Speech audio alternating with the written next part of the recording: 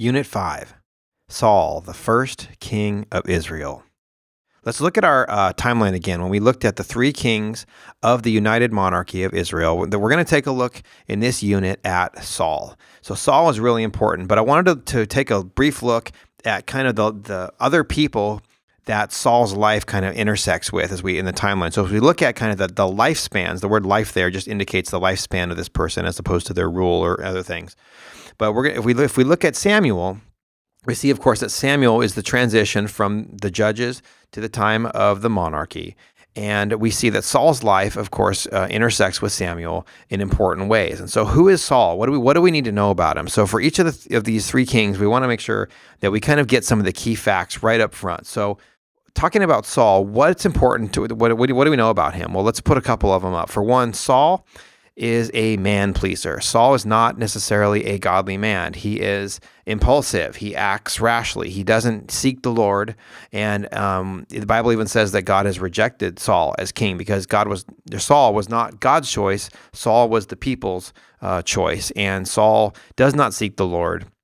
And but he is very handsome, very tall, and he's everything that you would look for on the outside. But as we'll see, it ultimately ends up not being good for Saul. But a couple other things that happen are, of course, Saul's son Jonathan becomes David's best friend. Now we haven't looked at David yet, but David is the first. They're the next king of Israel after Saul, and Saul's son Jonathan is very much the best friend of David, which makes for very interesting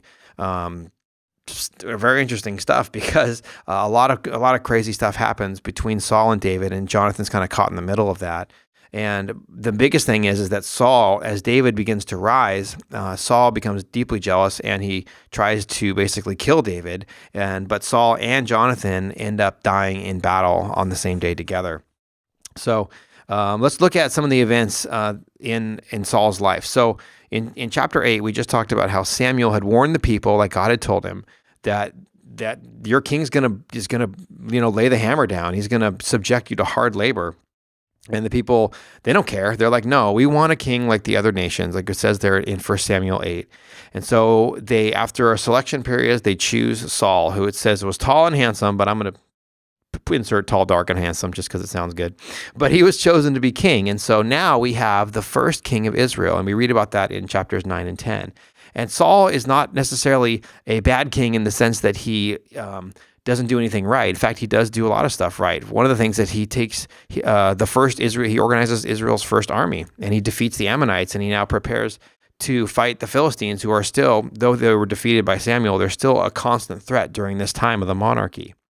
And in chapter 13, there's a really important event that happens, and there's, Samuel, who is now the prophet, was kind of over the religious leadership of the nation, and now Saul was over more of the military. But in chapter 13, verses 8 and 9, they want to make an offering to the Lord, but Saul can't find Samuel anywhere, and the Philistines are starting to close in, and Saul starts worrying, and so in haste, he doesn't seek the Lord. He says, well, Samuel's not here, I'm going to do it.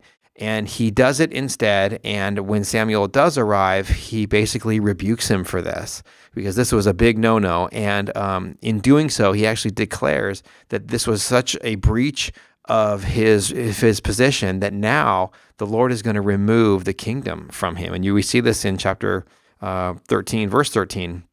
And Samuel said to Saul, says, "You've done foolishly. You've not kept the commandment of the Lord your God, which he had commanded you. For now the Lord would have established your kingdom over Israel forever." Verse 14, "But now your kingdom shall not continue, but the Lord has sought for himself a man after his own heart, and the Lord has commanded him to be commander over his people, because you have not kept what the Lord commanded you."